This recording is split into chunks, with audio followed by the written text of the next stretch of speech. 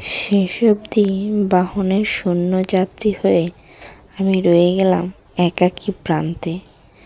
গন্তব্যের শেষ স্টেশনের যাত্রী আমি। শূন্য থেকে আরও শূন্য হয়ে গেলাম।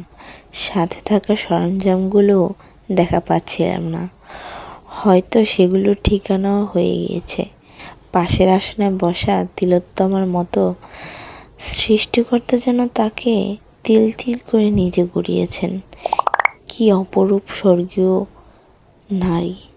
জানলার পাশের আসনটা তার জন্যই ছেড়ে দিয়েছিলাম। ওই আসন আমার জন্য মানায় না। আমি দেখতে কুৎসিত, গোঁফ দাড়িওয়ালা এক কবি।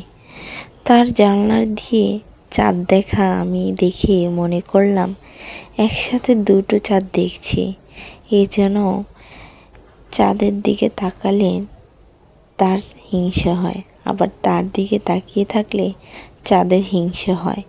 এই দীর্ঘ ভ্রমণ তার সাথে 2-4টা শব্দ ছাড়া বেশি কথা হয়নি।